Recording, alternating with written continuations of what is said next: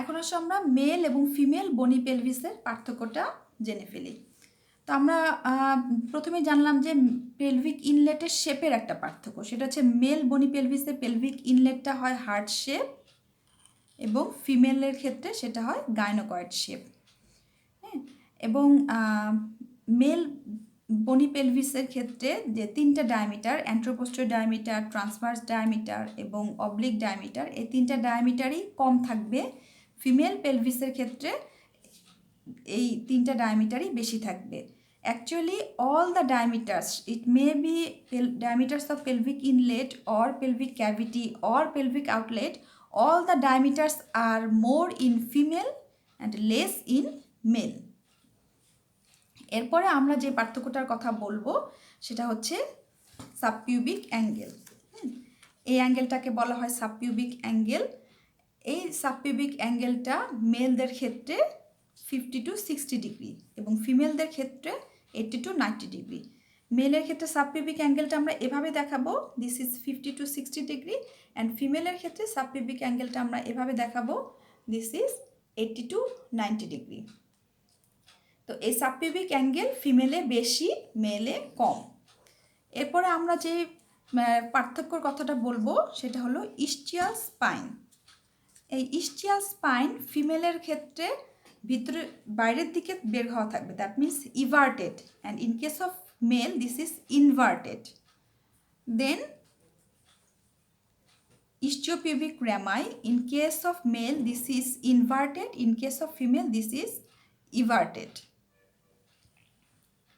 এরপরে আমরা যে পার্থক্যের কথা বলবো সেটা হচ্ছে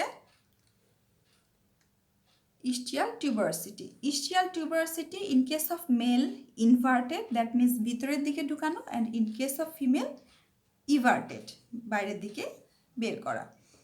এগুলো মেল এবং ফিমেল বনি পেলভিসে মেইন পার্থক্য। এই পার্থক্যগুলো বলতেই হবে, এরপরে আমরা অন্যান্য পার্থক্যগুলো বলতে পারি।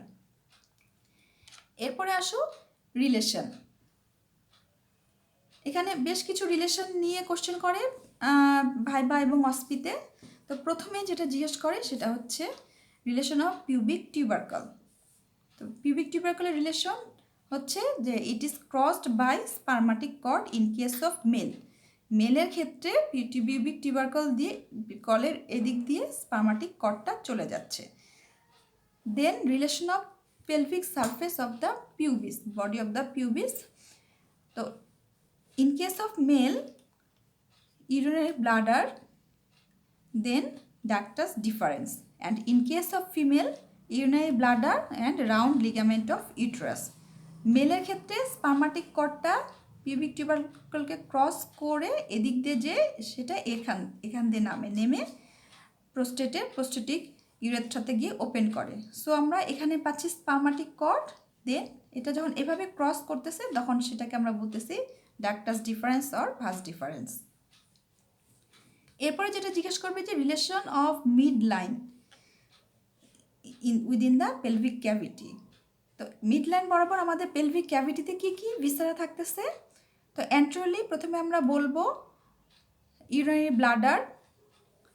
In case of male urinary ব্লাডারের নিচে থাকবে prostate. Then posteriorly upper 2.5 portion of স্যাক্রামে থাকবে সিগময়েড কোলন, অ্যান্ড লোয়ার 2.5 পোর্শনে থাকবে anal canal. In case of female urinary bladder, then uterus, then upper 2.5 portion of sacrum is related with sigmoid colon, and lower 2.5 portion of sacrum is related with anal canal. Then the relation of ischial spine.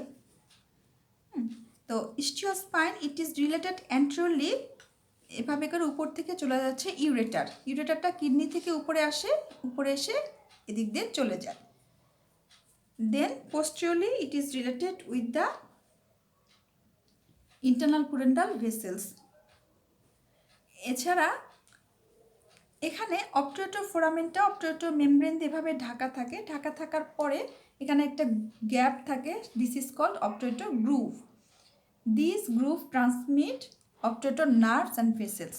So obturator nerve and ভেসেলগুলো আমার এদিক দিয়ে এসে এভাবে করে বের হয়ে যাচ্ছে, এদিক দিয়ে এসে এভাবে করে বের হয়ে যাচ্ছে। দেন এখান দিয়ে এভাবে করে দুটো ভেসেল যায়, সেটা হচ্ছে যে external and internal iliac artery.